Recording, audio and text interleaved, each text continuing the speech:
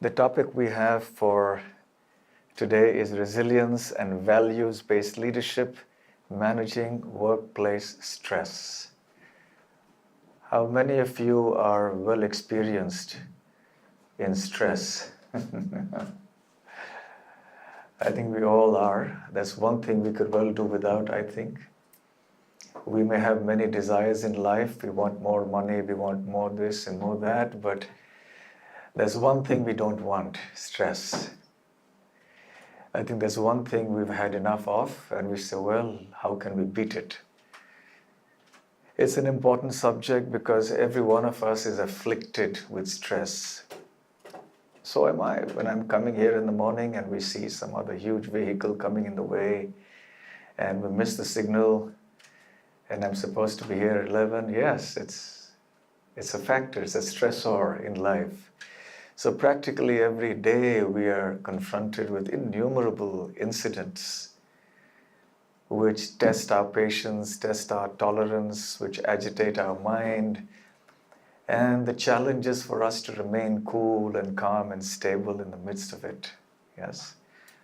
And the workplace is no different. It's going to bring us so many challenges. And there will be provocative situations, there will be challenging situations. So how are we going to respond to them with equanimity, sensitivity, and wisdom? So these are some questions we're going to explore. We're going to be talking about what stress is really, then come to resilience, and then talk about values, and then see it from an organizational perspective. And later on in this talk, I will also be introducing some concepts from an ancient Indian text called the Bhagavad-Gita. Have any of you heard of the Bhagavad-Gita? It's an ancient book of wisdom, and it will give us certain very interesting concepts with which we can view practically every aspect of our life. Everything in the universe actually can be analyzed according to that. So this is one quote: reality is the leading cause of stress among those in touch with it. So if you're, the only way you can be out of touch is if you're not in touch, out of stress is if you're not in touch with reality. There's another holy book which says there are only two kinds of people who are really happy in life. One is a person who is completely spiritually realized. And the other is the one who is completely unaware of reality, who is living in his or her own world. So, but however, for those of us in between, here we're in touch with reality. And being in touch with reality means that that's a cause of stress. That's the way the world is designed.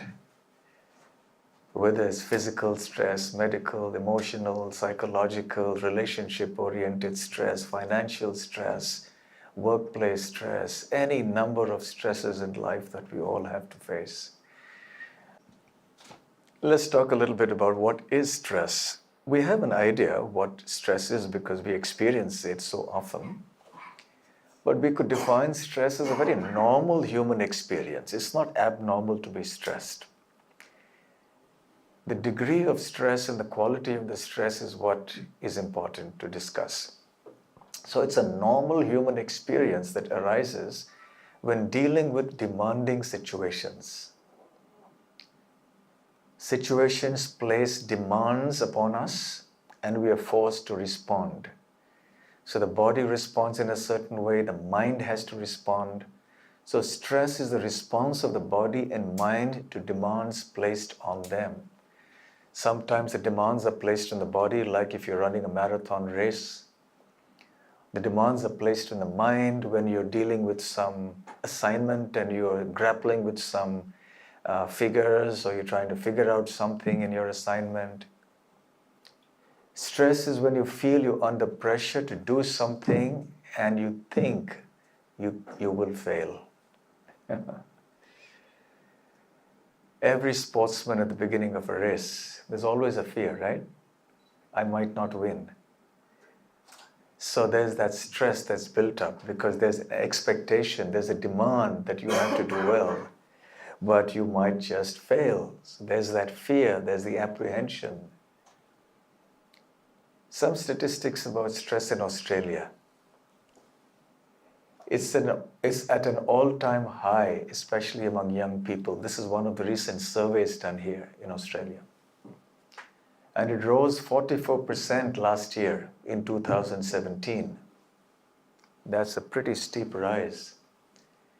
And the major complaints in this relation are loss of sleep, depression, anxiety, strains in personal relationships, etc., etc.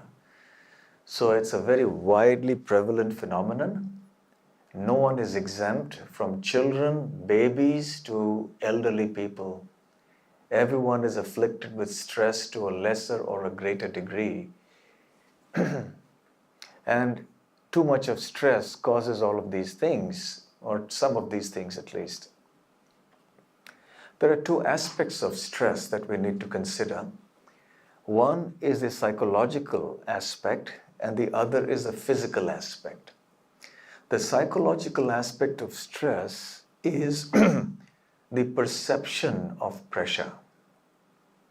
We feel pressurized psychologically because we have to deliver, we have to achieve something, some result. And that pressure gets very difficult for us to bear. You see, it's all in the mind. Because what is stressful to one person may not be stressful to another person. What is stressful to one person and extremely draining may be actually rejuvenating and charging to another person. We all have different natures. And there are some people who really like to get into a good fight. Have you met such people? They really want to have a go at it. They love it. They want to get into an argument. They like it. It feeds them. It nourishes them. They can't do without a fight a day. They need to get into that. Some people are just completely non-confrontational. They just avoid any sort of confrontation or hostility. And even the slightest bit of confrontation gets them stressed. So it's very subjective. It's a question of the mind, of how the mind perceives a situation. A given situation could be perceived completely in opposite ways by different people. But even then, the fact is that even a person who is not stressed in one situation would well be stressed in another kind of situation. So ultimately, it's a response of the mind. It perceives the pressure. Keep in mind, it's a question of perception. Reality and perception are two different things, but for the one who's perceiving it, perception is reality. So a person feels and experiences the stress.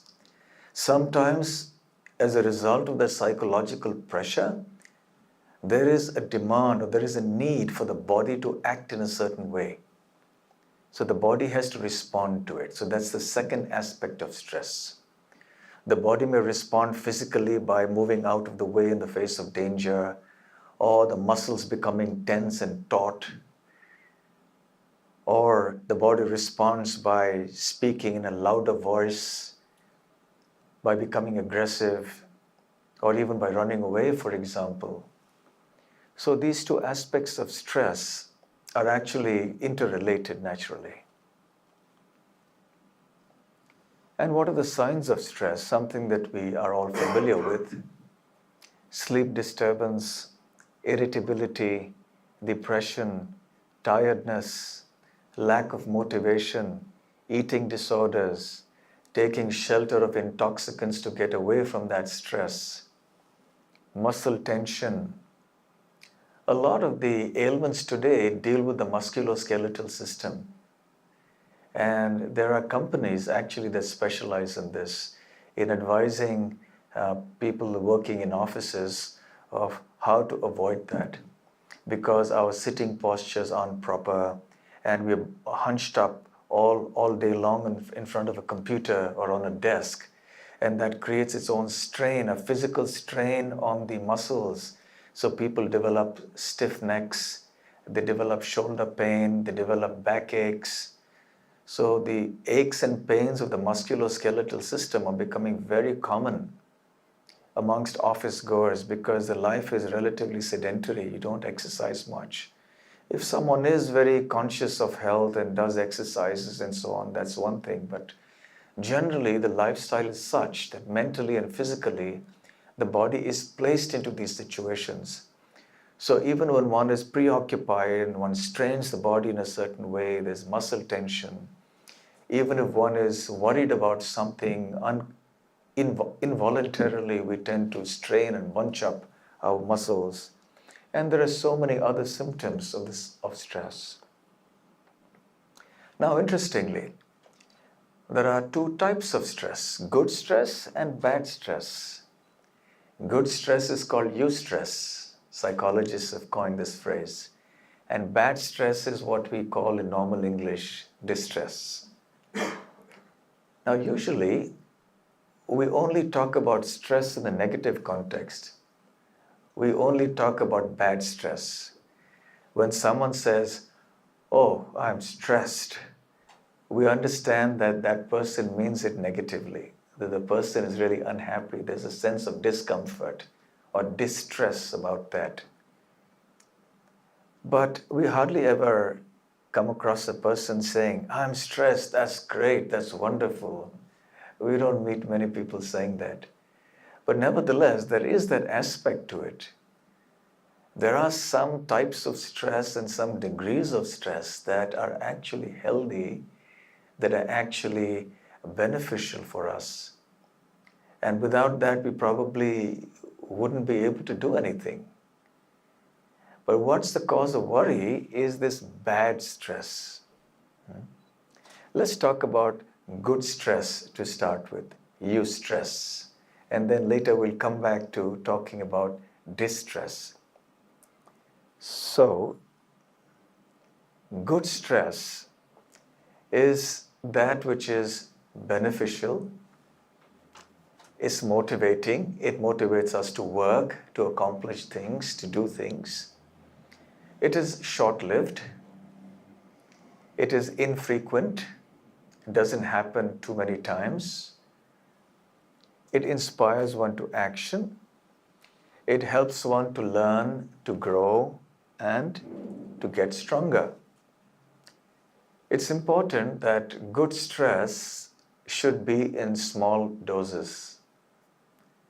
Too heavy a dose, and there's another result. Not the kind of results that are listed above. So good stress could be something like, for example,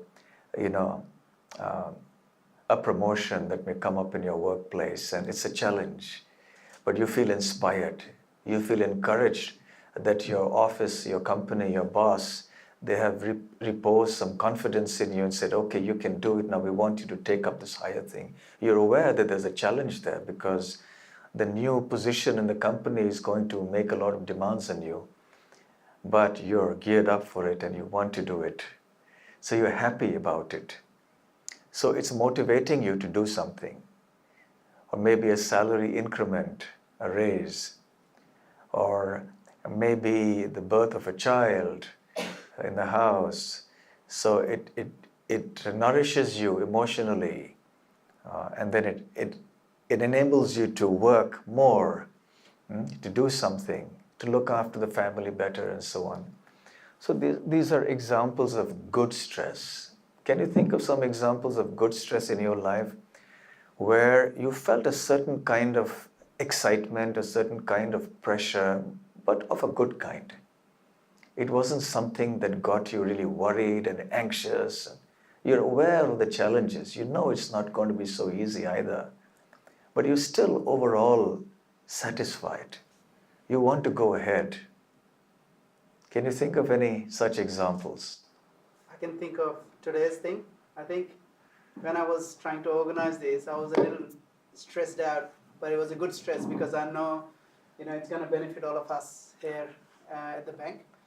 I think that's one of the things that I realized, that I was stressing about it, that how it's going to go right, whether we have technology fine and all those sort of thing, everyone's here on time and things like that. But yes, I knew it's going to be beneficial. So I thought that was a good stress for me. Okay, that's fine. Any other examples? Holiday. Sorry? There's a holiday. Going on a holiday. Going on a holiday, yeah. The prospect of going on a holiday, it makes you a little excited, right? Finally, oh, I'm going to the Gold Coast or wherever, maybe Tasmania, I'm going there. Getting away for a while from the bank. I'll go and relax and enjoy and do my favorite leisure activities. So it's required sometime. Yes, good stress. But imagine if you were to go away to the Gold Coast and Tasmania every week for 4 days. You're not going to have a job waiting for you at the bank, are you, right? And eventually then that will lead to bad stress because now you're without a job, you're without money. So now you've got a problem at hand. So therefore, good stress is only in small doses. It's something that's short-lived. You don't want to do it every single day, going to the Gold Coast, or perhaps you want to go and live in the Gold Coast on the beach, but then you have to worry about your finances. So it is infrequent, it comes in small doses, and by doing it, you feel motivated. It's beneficial to you. It's recuperative, therapeutic. You like it. So that's good stress. Bad stress, on the other hand, causes anxiety, causes health problems, is often frequent, it's repeated, it's unwholesome. Unwholesome means that which is actually not beneficial, that which is not sublime, that which somehow the other will cause some negativity in our life, physically, mentally, or in any other way. So bad stress is that which is, in short, unwholesome. Any examples of bad stress in your workplace that you could think of?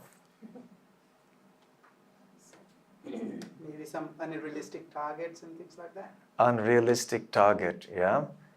And it's a target set for the whole year, and you're working hard and you know it's so difficult and you're not able to meet that. And that stress is building up because it's not just an infrequent thing, it's not just in small doses, it's not just a one-off thing, it's something you have to deal with for the whole year. And then you're not able to do it. And as the year end approaches, you're realizing that it's harder to achieve that target. So it's tough.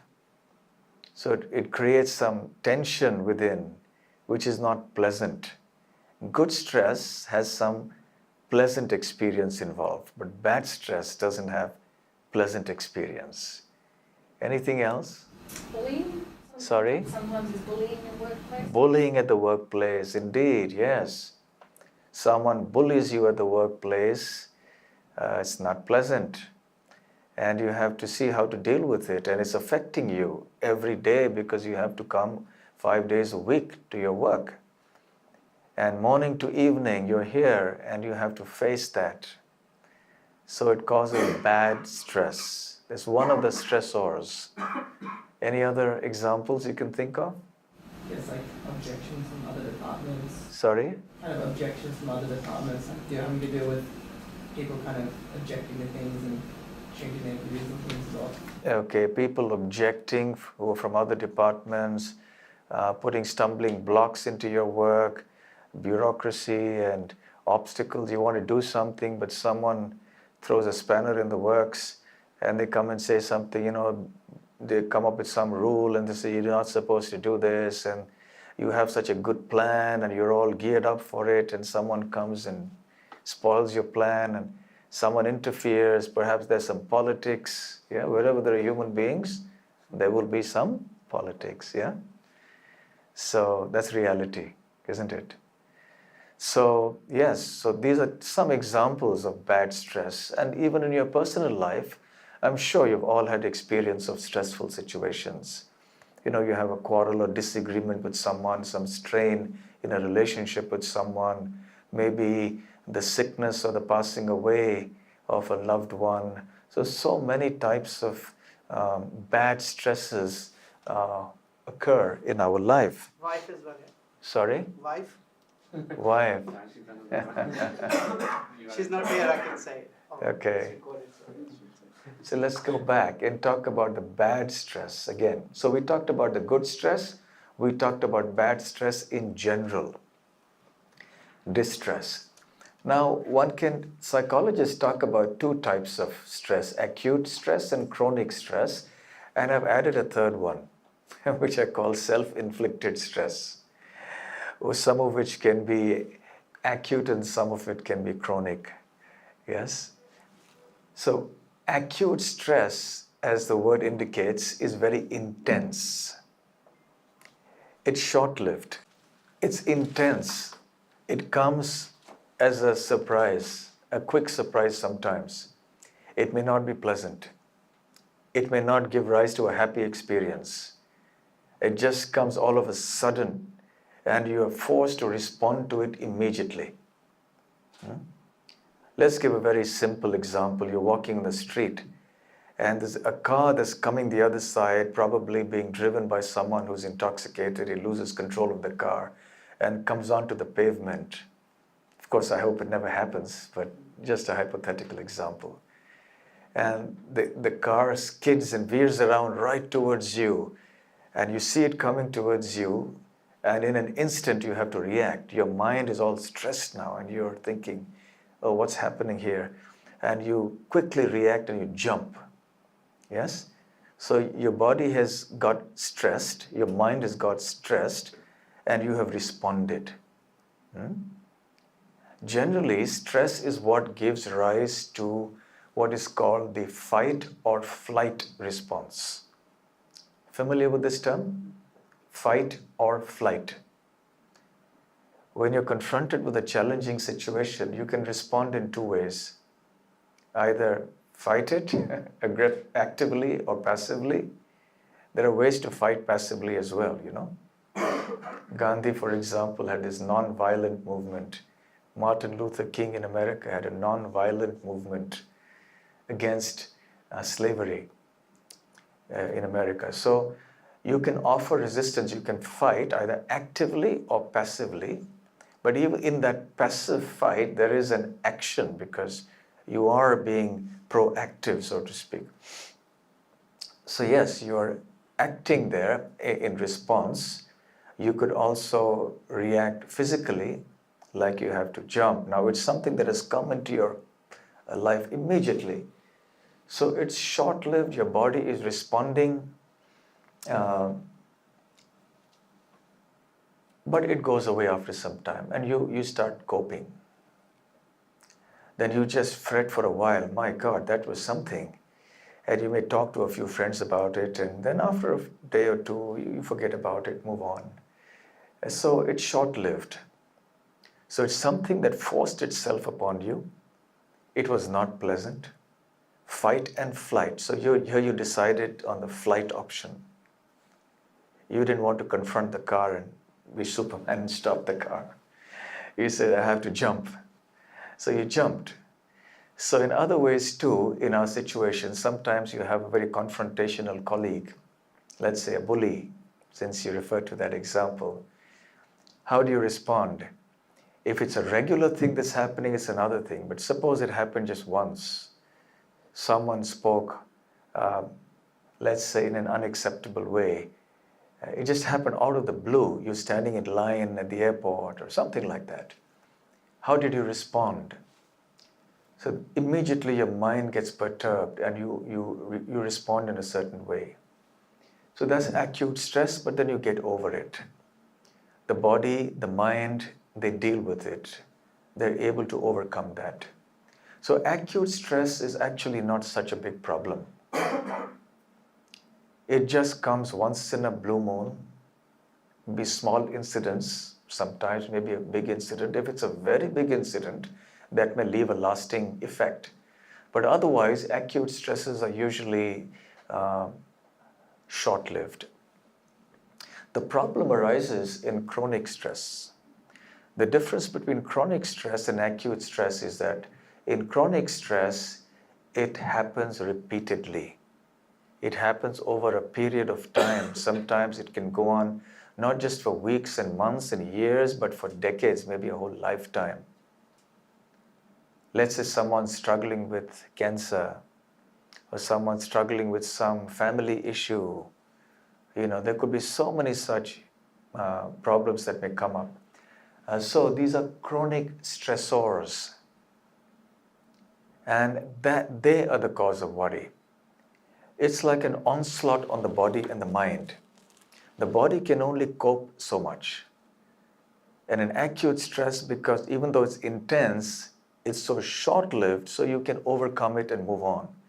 But because the chronic stress comes again and again and again, and you have to face it practically every day, sometimes all through the day, then it is very painful. It's very hard to tolerate.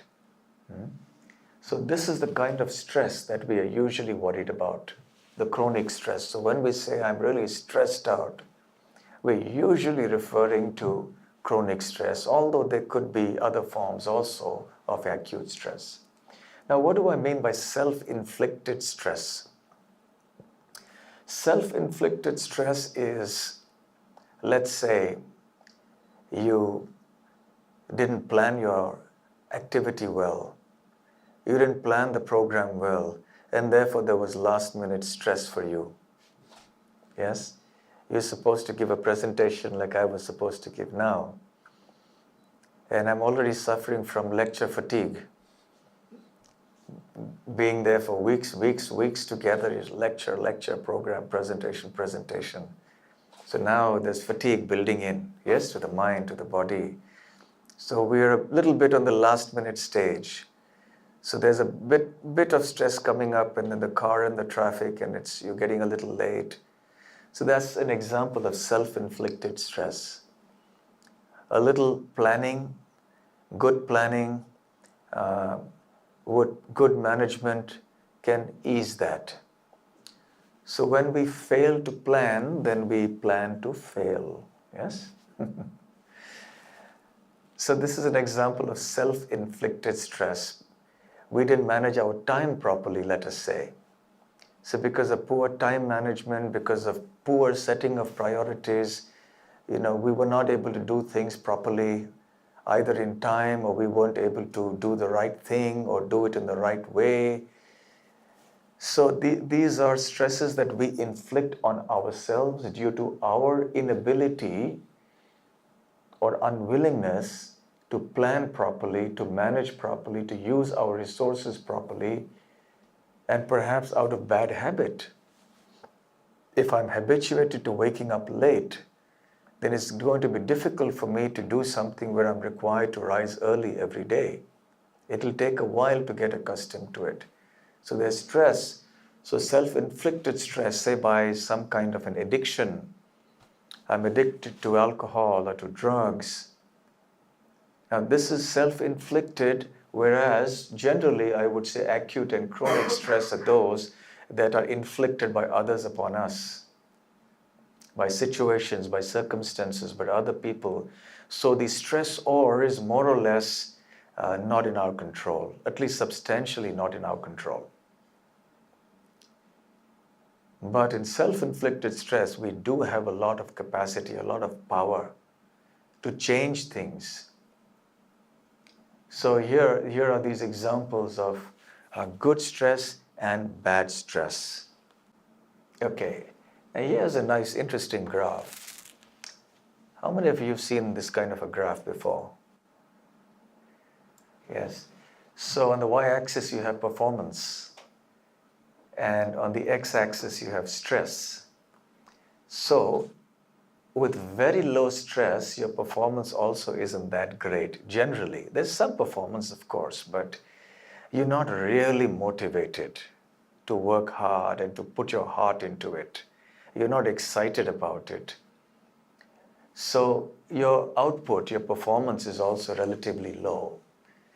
But as the stress increases, healthy stress, stress that demands the best out of you, stress that makes you rise up to the challenge and gives you the satisfaction of doing what you really like to do, what you want to do, then you perform well.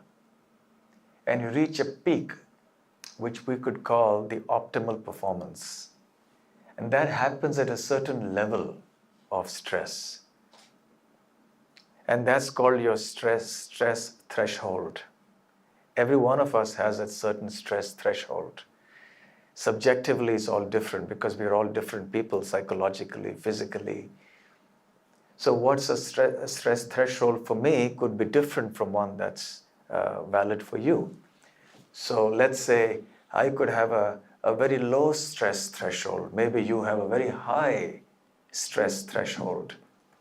So meaning that you can take on a lot of stress and still not be perturbed and still have good output. Your performance could be good even at higher levels of stress. Maybe I can't do that. Maybe even at low levels of stress, I'm not able to perform. I get disturbed. So there's a certain range of stress where you have good stress. So the upward range, it's generally good stress up to a point. But after that, when it starts deteriorating and your stress increases beyond a point, then your performance starts declining. And then you come to a point where you start really getting agitated and disturbed. You're still doing it, you're still able to manage things, your output has gone down, but you're still there. But once you come to the lowest point and the stress has become so high, you just give up. Maybe in some cases, extreme cases, there may be a breakdown of some sort, a physical breakdown, a psychological breakdown, emotional breakdown, or something like that. So definitely we don't want to go there. At the same time, we want to be performing well in every aspect of our life, not just professional, but also personal, social, in every way. We want to be productive human beings. We want to be useful. We want to have the satisfaction of doing something good. So therefore, a certain degree of stress is essential. So when we talk of stress, we should know that yes, it's not all stress that we are talking about. There's something there which is also helpful for us. Here's another interesting angle. Good stress can turn into bad stress. When there is too much good stress, so there is something called too much of a good thing. Let's say you're having a good meal. Now you've been invited to a good meal, so you're feeling very happy. It's giving you some sense of excitement. Okay, I've actually been not eating well, and now I'm looking forward to a good meal, and you go there, and if you eat in moderation, then you're fine. You feel happy after that, contented. But if you overeat, and then you're going to have some bad stress later on. You're going to have a tummy upset and you're going to have other issues. Yes? So there's too much of good stress that also can lead or transform into bad stress. Also, another interesting point, when good stress can turn into bad stress is when the activities or the habits or the lifestyles or the mindsets that excite you are themselves not wholesome. Let's give a very simple example. Someone says, it's okay to cheat on the partner if it's just in moderation. Yeah, so he says, good stress, it's just good stress. So I'll just let it be at a level of good stress and I just do that. But that activity is not wholesome. It's not conducive to having a good relationship. So therefore what's going to happen is that good stress is going to transform into bad stress. It's not actually good stress because the activity itself is not wholesome. It's not actually beneficial to your well-being. Or let's say someone is lying. He has a habit of lying and he thinks it's okay because I'm a businessman, I'm supposed to lie. So it's all right, I tell a little lie, but then you go on, it becomes a habit. And then eventually it moves on and because fundamentally it's an unwholesome activity, so it would eventually have repercussions. People will lose trust in you, and that will create further problems and create bad stress. So good stress can turn into bad stress, and bad stress can also be turned into good stress. If you remember one of the earlier slides that I showed you, I mentioned how stress has two aspects. One is a psychological aspect, the other is a physical bodily aspect. So ultimately, stress is a matter of psychological perception.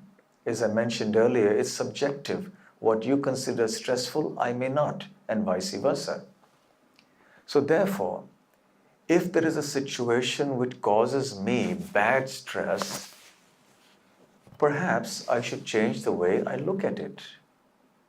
I should change my approach. I should change my way of thinking about it. Maybe I should readjust my values. So when I re-examine the factors that are causing me stress, and I look at them with a new eye, with a new vision, with new values, with a new mentality, then perhaps I can transform that into good stress.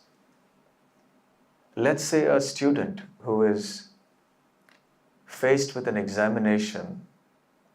The student could think, oh my God, this is so painful. I don't like exams. You have to study for it. I have to work hard for it. I'd rather go somewhere else and enjoy myself, but there's this examination. So it causes a lot of stress that builds up in the student's mind. However, if the student takes the positive approach and thinks, actually, this is a good way for me to to immerse myself in my studies so I can learn more. It's a good way to test my knowledge.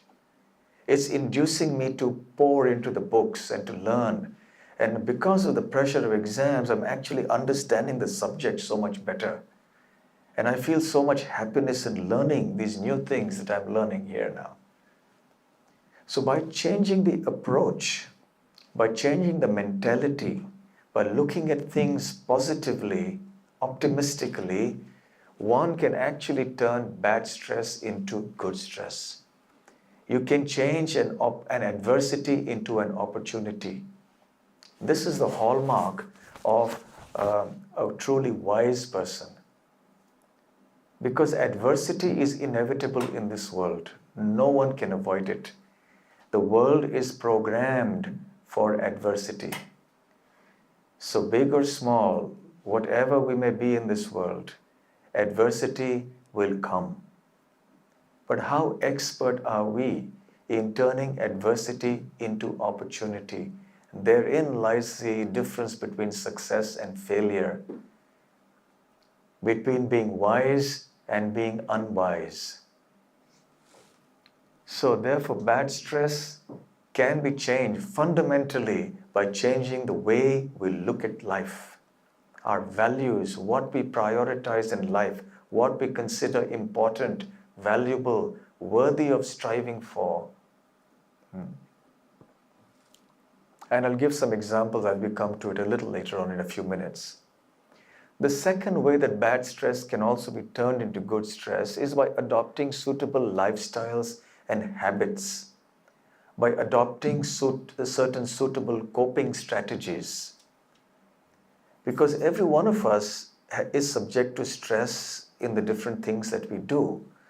So apart from just mentally changing our outlook, we also have to change the physical aspects of our life, the routines of our life, and we'll come to these things shortly.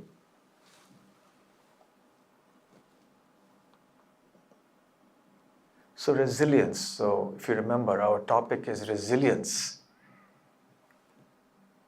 and values-based leadership for managing stress in the workplace. So we've talked about stress. Now let's talk about resilience. We all have a sense of what the term means. It is the ability to successfully cope with a crisis and return to pre-crisis status quickly. It is the ability to bounce back. This is at the heart of stress management. Are we able to bounce back from the reverses that we face in life? We may be down, but we should not be out. So are we able to cope with stresses? Sometimes we may be hard put to face a situation. We may fail, but we should have the resilience to come back, to bounce back. Reversals and tragedies and trials happen in everybody's life. Again, it's a psychological thing. Does one say, well, this is too much fight or flight? And he says, it's too much for me, I can't take it anymore. And the person takes refuge in alcohol or drugs, or the person commits suicide. Yes? Happy people don't commit suicide. So it's people who are fatigued mentally, who are fatigued in their spirit, who are incapable of bouncing back because of the load of the stress on their psyche. They can't take it. They can't come back to their situation, pre-crisis situation. So unless one develops the qualities of resilience, one will not be able to deal with stressful situations, whichever kind of stress it may be.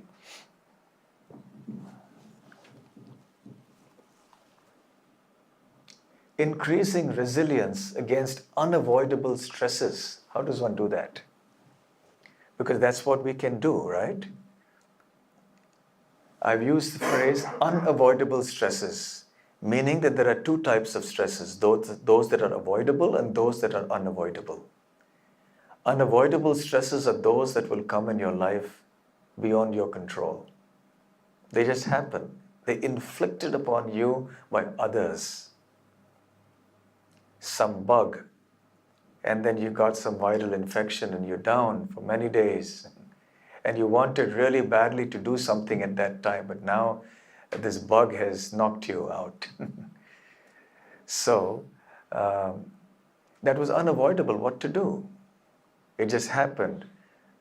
Oh, there was a car accident. We're just sitting quietly in a parked space and someone just came and knocked into us. It happens so many times. You know, I read the other day of a case where a man was walking and on the footpath, and there was a car driving past, and there was a stone on the street, and it ricocheted off the wheel and hit him on his head, and he landed up in hospital out of the blue. What could he do? He was just walking in the right direction on the footpath. There was no mistake on his part. So there are going to be unavoidable stresses. So what we have to do is to minimize, if not completely avoid, all the avoidable stresses, and then learn how to cope and bounce back from the unavoidable stresses. So there's 4 things that I've mentioned here. 1, cut out as much of the chronic stress as possible, which means examine why those stresses are being formed in the first place. And some people would change course, decide they want to do something else. For example, one student studying one particular subject finds extremely stressful the whole subject, and he or she decides that actually I'm not cut out for this, it's just too stressful, maybe I like the other subject. So that's a course correction, and they move on. So they've cut out the source of that chronic stress because they realize they made a big mistake by taking this course. Perhaps they should have taken another course. They made a course correction. Similarly, in a job, someone is doing a kind of a job that he or she feels is incapable of doing, or perhaps is just too unacceptable. So then, all right, there's a possibility you change your job. So there are ways in which you can find means to relieve yourself of as much of the chronic stress as possible, although it's not entirely always possible, but to the extent possible. The second, and very, very important, is to change our perception of stress, which means that we take a positive approach to things. Failure is a stepping stone to success. You've heard this proverb. Failure is just another milestone on the way to success.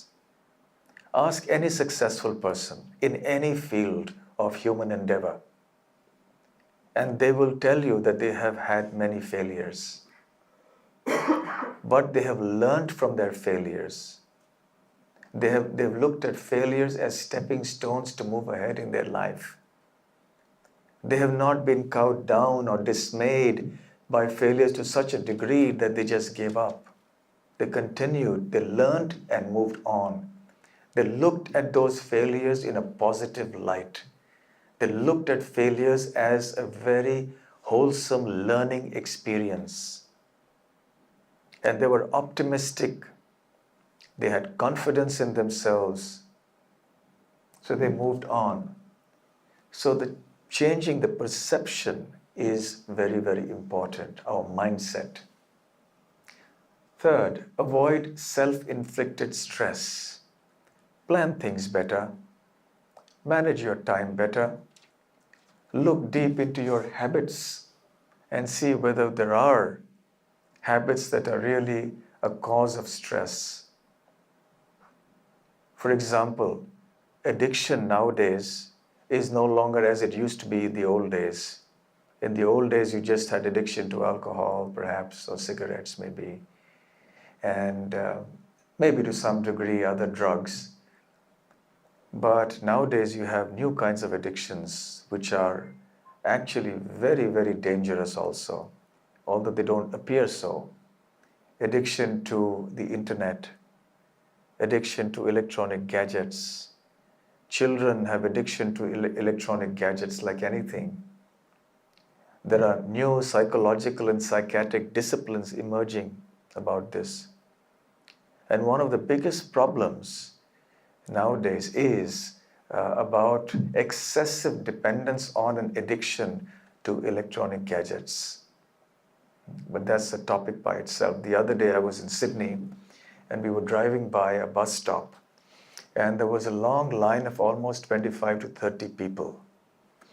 And someone was driving me and I mentioned to him, just look at this line. What do you notice? I didn't give him any hint of what I was referring to. He looked at the line and said, of these, there's only one person who's not looking into the phone. Everyone else was just texting, not even looking at each other, not a hello to each other. They were just there absorbed in their internet or whatever it is, texting and so on. So it is an addiction to the degree that people rise at night, in the middle of the night, to check. There are new phenomena called ringxiety. Have you heard of ringxiety? It's the anxiety that the phone is ringing, it's ringing, it's ringing. It's not actually ringing, but you're thinking, it's going to ring now, it's going to ring. Or you imagine that it's ringing. You hear a sound somewhere, it's like it's ringing, and you want to check it's your phone.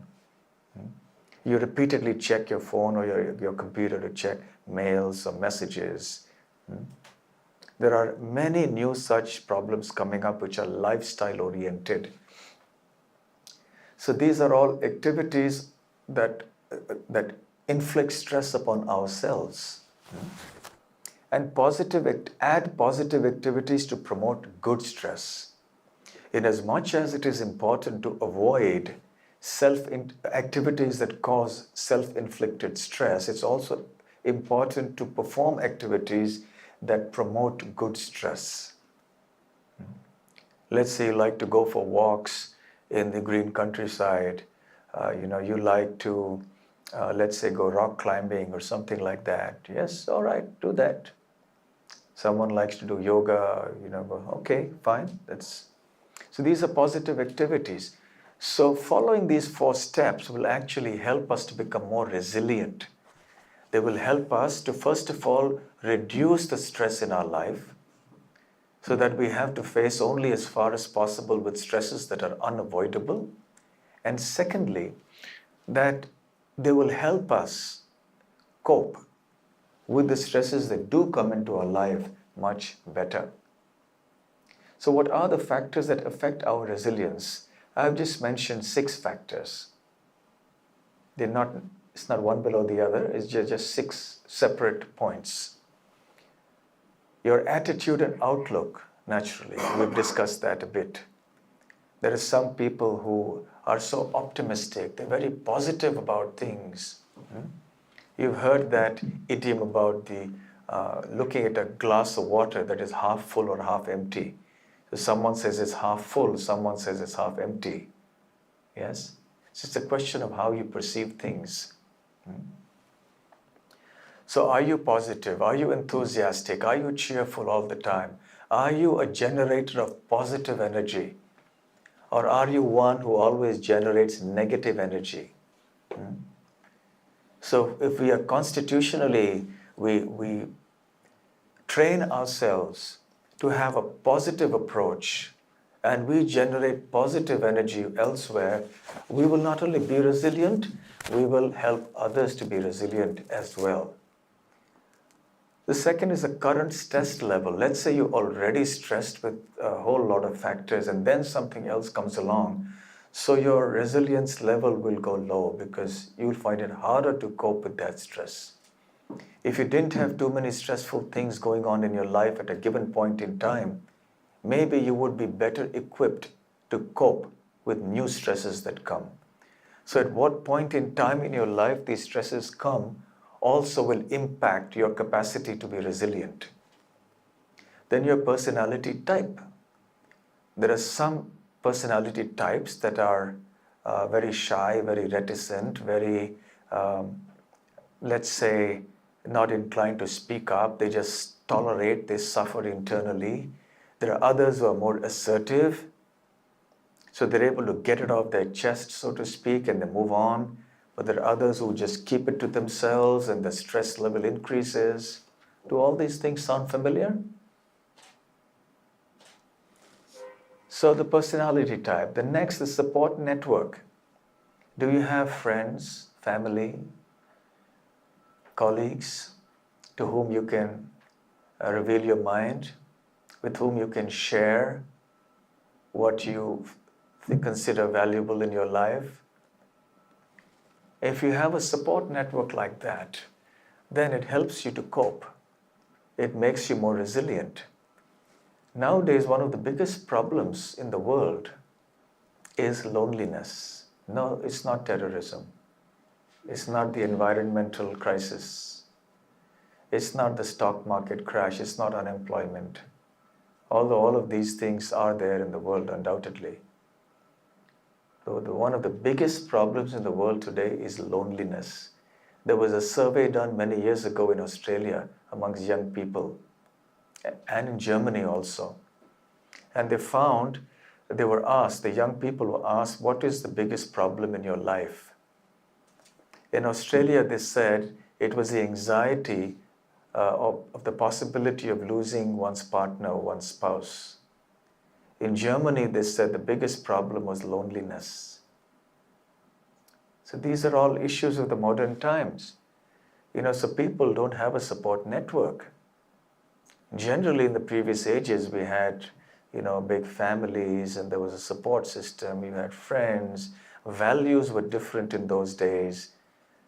People had time. People had the inclination to lend a good helping hand. But nowadays, everyone is so busy with their own lives, they don't even know their neighbors. You may be living in an apartment block and not know your neighbor for years together. Does that happen? You don't even know your neighbor. And ultimately, when there is difficulty, it's your neighbor who will come to your help or who should come to your help. But if you don't even know your neighbor, you don't have a support network, you don't have friends, then it's going to be harder. So this is a social issue that we also need to consider. We need to have this network of friends. Our lifestyle, that's also another important factor. What kind of habits do we have? What kind of lifestyle do we lead? There are certain kinds of lifestyle, which I'll come to very briefly, that will affect our resilience positively. And there are some that will make it negative. Then finally, the environment in which we are. Let's say someone's working on the shop floor or in a construction site where there's constant noise of the machines working, and there's high targets and pressure, and a boss who's extremely demanding, and he uses harsh words. So that's an environment in which you get more and more stressed. Your capacity to be resilient, it decreases with time.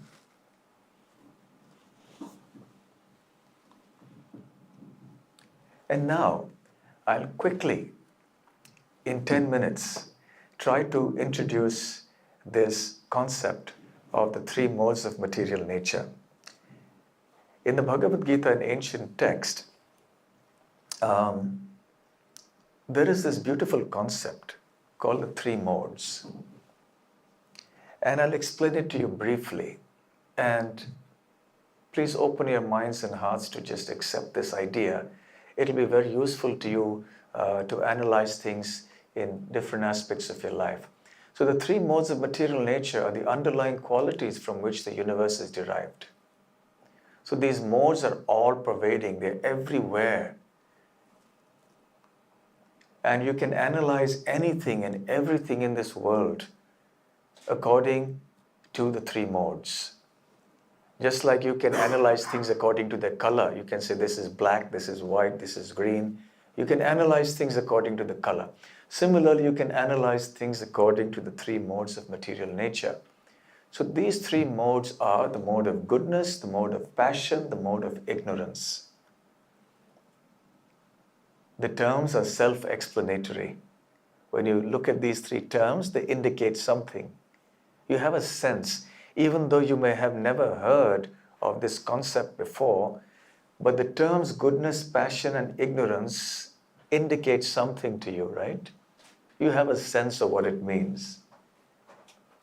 To understand how everything is characterized and influenced by the three modes, consider the example of how the three basic colors, red, yellow, and blue, combine to produce all other colors. Did you know that?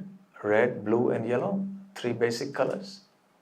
All the possible colors in the world are simply permutations and combinations of the three basic colors.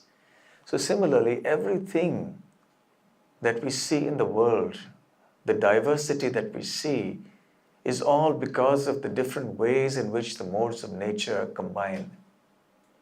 The general characteristics of the three modes, Gunas actually in the Sanskrit language, the mode of goodness is characterized by purity, happiness, knowledge. The mode of passion by unlimited desires, hard work, greed, worldly pleasures. The mode of ignorance is characterized by foolishness, sleep, laziness, intoxication, uncleanliness. I talked about this last year when I came here. But since most of you or all of you weren't here last year, I think it's quite okay to repeat it. So I think you've got a better sense now of what the three modes are characterized by. The mode of goodness conditions one to be happy. The mode of passion conditions one to be active. And the mode of ignorance conditions one to madness and to be helpless.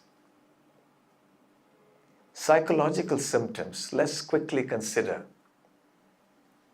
It'll also help us in looking at the organizational perspective ultimately. Contentment, knowledge, happiness, intellectual pursuit, clear understanding, purity, these are some of the symptoms of the mode of goodness. And there are many more. Cleanliness, morality, mental soundness and balance, spiritual inclination, clear senses, calmness and peacefulness, and freedom from the striving to satisfy unlimited desires. self-control, discrimination between good and bad, dutifulness, a sense of responsibility, being determined, being enthusiastic, not bragging or boasting, being equal in success and failure, being truthful, being sympathetic and sensitive, being kind, being mindful of past and future. Are you able to get a better sense now of what this mode is? So these are different attributes. Understanding of one's spiritual identity, we are continuing with the mode of goodness. Instinctively religious, generous, feels embarrassed at acting improperly, a rare commodity these days. Patient, steady, sensible, conscientious. One has clear thinking, not a muddled head, very clear head. One abstains from excessive worldly pleasures. And now the mode of passion. Intense emotions, action-oriented, desire for more, a hankering for more and more, restlessness, to want to be on the move all the time. One wants to get bigger and better. One thinks enjoyment of worldly pleasures is the goal of life. One really thinks one wants to live up and have lots of money, get a big car, fancy house, fancy clothes, and that's what life is all about. So this is typically a characteristic of one in the mode of passion. Fickle-minded, one changes one's mind very fast. The mode of passion again. Anxiety, many worldly aspirations, great effort to achieve goals. One is dissatisfied even in gain, subject to joy and sorrow, lacks moral and physical purity. One may be bold, arrogant, falsely proud. So you get a better sense of what the mode of passion is. Sometimes brash. Again, one claims exaggerated personal importance. One is envious of others' achievements. One desires rapid success. One seeks favor of people of influence and power. One considers oneself bigger and better than others. One is rash and eager to fight. One can be hostile and violent. One likes to hear himself or herself being praised. A tendency to ridicule others. One justifies actions on the basis of one's strength. Now, as I list these qualities, I'm sure you're reflecting on some people you know. Probably you think, oh yeah, this quality I've seen. Maybe I have some of this, I have some of that. I don't have so much of this, but maybe I have some of that. Yes?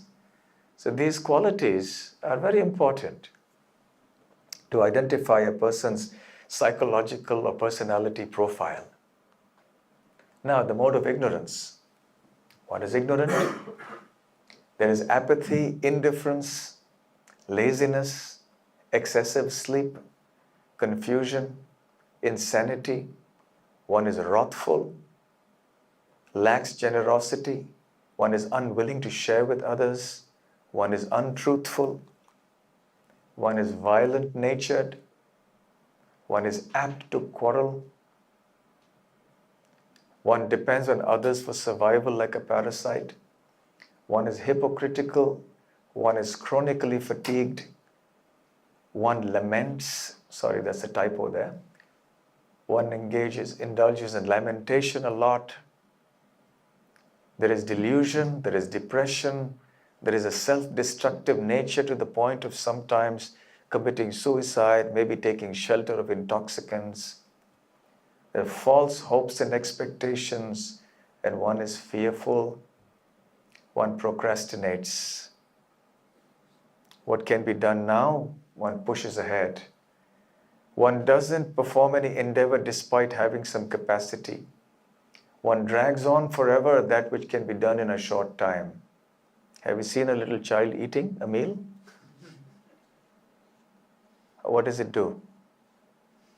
It eats something, goes away somewhere, then he has to be pulled back, come on, sit down and eat. And again, puts some morsel in the mouth, again goes away somewhere, plays with something else, come back. Yeah. So drags on forever that which can be done in a short time. One is addicted to intoxicants. One is unclean, untidy, disorganized. So I think now you have a fairly good grasp of what these three modes of nature are. Which one do you think is conducive for well-being and happiness? The mode of goodness, passion, or ignorance after reading these? First two. The first two. Interesting that you should say first two and not only the first, because there is an element of the second that's important as well. Not all aspects of the second, some aspects. Because without the second aspect, we can't do anything. We need that as well, a little bit. But not many other aspects like bragging, boasting, being excessively worldly oriented. Yes? But certain things there, yes, that's required. So everyone aspires for happiness, contentment in life, satisfaction, and staunch determination for achieving difficult goals. These attributes are the characteristics of goodness. Knowledge of what the three modes are and being aware of how the three modes are influencing us encourages the cultivation of the mode of goodness, so that we can be happy and contented here and now. So the point is that we have to try to cultivate the mode of goodness. In a minute or two, I'll talk about how that can be done. And yet, some degree of passion is essential in an endeavor like a business. Qualities like drive, initiative, creativity, innovation, seeking gain or profit are an essential part of human endeavor. So if this was not there, what would human society be like? So we're not condemning entirely the mode of passion. What we are saying is that there are certain elements of the mode of passion that can be gainfully used in human society. And that's what should be done. But such mode of passion-induced features have to be significantly tempered by values in the mode of goodness. So when you're primarily driven by the mode of goodness, you're situated in the mode of goodness, but you adopt certain useful traits or features of the mode of passion. So by a very judicious combination of the modes of goodness and passion, you can actually achieve a lot and be happy. It is imperative, therefore, that the mode of goodness be cultivated so that it may serve as our lodestar in our leadership responsibilities and also in our personal lives. So a lifestyle in the mode of goodness, significantly, is a one that will make us resilient, that will make us resistant to stress. Following a mode of the lifestyle in the mode of goodness, we avoid stresses that are born out of the modes of passion and ignorance. These are completely avoidable stresses. And when we follow the mode of goodness, even in our workplace with a proper dose of the mode of passion, we're able to accomplish our goals. We're able to set the right kinds of targets, not unrealistic, over-ambitious targets that simply squeeze the vitality and energy and enthusiasm of people. But we understand that in the mode of goodness, targets have to be set wisely. Our endeavors have to be tempered. We cannot be over-endeavoring. So at a personal level and also at the official corporate level, we can see that a combination of the mode of goodness with certain elements of passion will be very helpful. So tips for cultivating the mode of goodness. Choose your company wisely. Try to have friends or associates who are wise, who are themselves situated in the mode of goodness or striving to be in the mode of goodness. Choose your food wisely. Eat and drink sattvic. Sattvic means in the mode of goodness. Nowadays, I find in Australia there's vegetarianism and veganism is becoming quite popular. It's growing by the day. So people are moving to mode of goodness lifestyles. You see many people who want to shift to the countryside, live their simple life without, having too many luxuries and comforts. People are becoming more environmentally friendly and aware. So this is a very significant shift that I can see in the world towards the mode of goodness. Even though the people may not understand the term mode of goodness, but actually that's one movement that we can see. Choose your recreational activities wisely. Don't go into recreational activities that simply foster the mode of ignorance and the mode of passion too much. To some degree, yes, but not too much. Go to bed early, rise early, bathe immediately. You remember the old proverb? Early to bed, early to rise makes one healthy, wealthy, and wise. Very sensible saying. So when one has a lifestyle like this, when you sleep early, you sleep enough, wake up early in the morning, enjoy the sunshine, the sunrise, and perform some spiritual activities, clean yourself up, tidy up your house, take a bath, sit down for some spiritual activities, and read some spiritual literature if you can, if you're so inclined. And your mind is immediately calm and peaceful. Cultivate qualities such as humility, gratitude, tolerance, respect, non-violence. Develop a sense of service, a sense of sacrifice to helping others in their life. Slowly, when you start getting into the spiritual mode, which is actually even beyond the mode of goodness, you will see how your capacity to absorb stress shoots up. You don't generate stress yourself. You don't inflict unnecessary stress upon yourself because of this whole change of outlook, a change of approach, a change of lifestyle. And whichever stress comes into your life uninvited, unavoidable stress, you're able to cope with that very successfully. You get high resilience. So this is the last slide. 3 kinds of organizational culture. In a culture that is driven, in an organization that is driven by the mode of goodness, it strives to earn wealth by virtuous means. It is values-based. The leadership, the mission statement of the company are values-based. There is emphasis on certain virtues. Virtues of the kind I mentioned earlier, like gratitude, respect for each other, dignity, respect for the environment also. So this is a mode of goodness run business. Not only will it run ethically, but the internal culture will be ethical. So it ensures that people who are working in that organization will also be relatively less affected by stress. An organization that is driven by the modes of passion and ignorance will be highly stressful. Whereas organizations that are driven by mode of goodness culture will enable its participants, its stakeholders, its employees to also lead wholesome lives at the workplace and also outside. Organizational culture in the mode of passion is driven by the desire to earn wealth by selfish and aggressive means. And many times they get into unethical practices. They just want to go ahead and earn at any cost. They sometimes destroy the environment. They may cut into a competitor in an unethical way.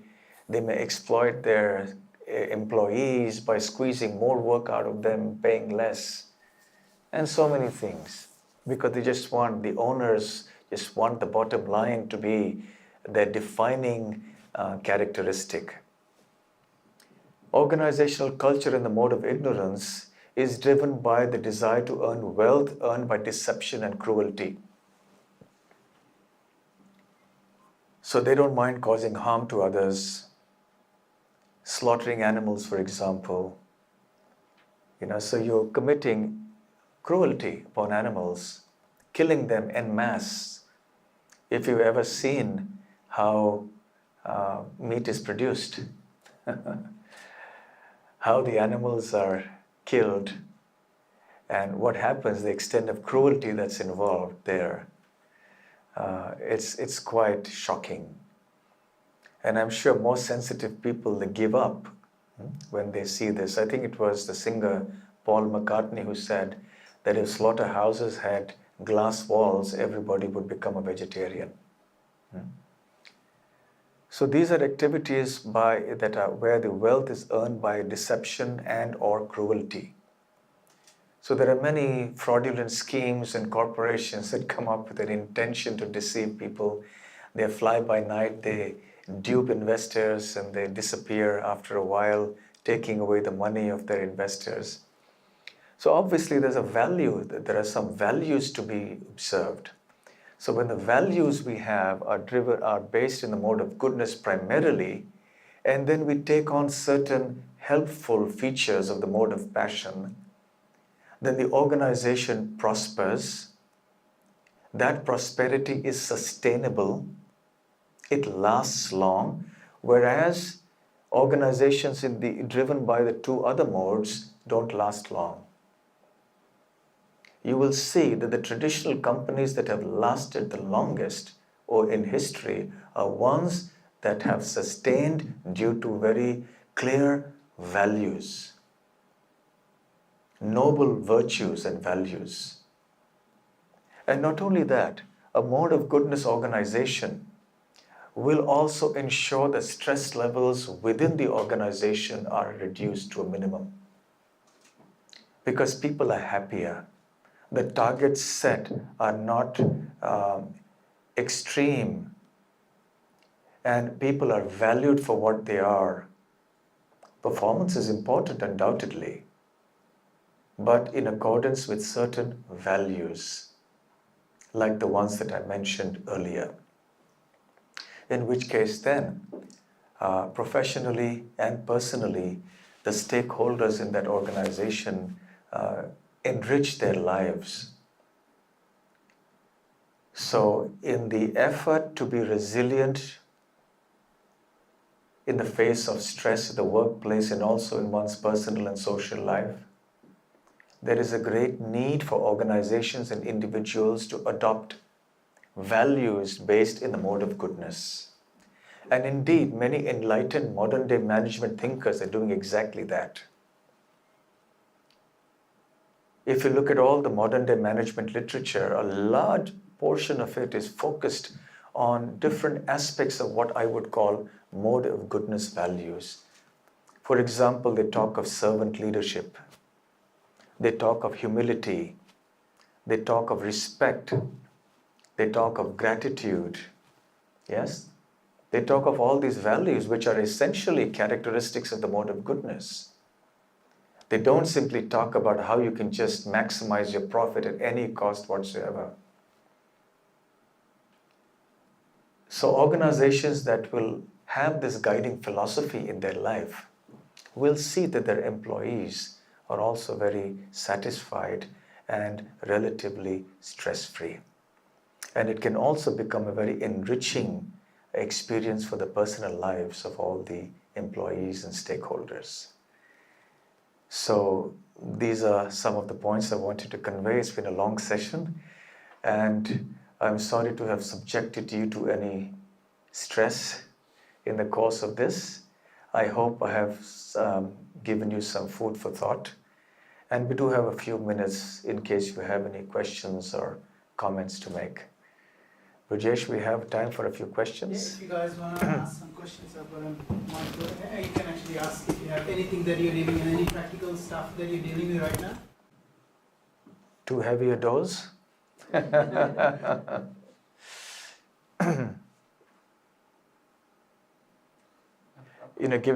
reminds me of an example. I was talking about how good stress can become bad stress, yes? Having a little more money when you need it can be good stress because it gives you a sense of relief. You can pay your bills, you can pay off your loans, and it gives you so much relief, and you're happy, you're excited, you can get that extra little bit of profit or income. But when that becomes too much, it can create a problem. I'll give you an example, a real life example in America. There was a middle class immigrant who had an ordinary job in a gas station or something like that. And like most people of his type, he was having financial troubles. He had children, he had a family, a house, bills to pay. It was a hard existence. He bought a lottery ticket and he won the lottery. He won a couple of $1 million or something like that. And when he heard the news, he died of a heart attack because he couldn't take the good news, because he couldn't believe it. He couldn't believe the fact that he had now 1 or 2 or whatever number of millions of dollars he had. He actually got a heart attack and died. So there's too much of good news, too much of good stress became bad stress. Yeah? So too much of a good thing also bad. And when someone gets too much money, they misuse it. And that becomes a curse rather than a blessing. Anyway, thank you very much. You've been a wonderful audience. I didn't see anyone dozing off. And I hope that the words have given you some food for thought. And thank you, Brijesh, for having invited me here. It's been a pleasure to be with all of you. Thank you very much.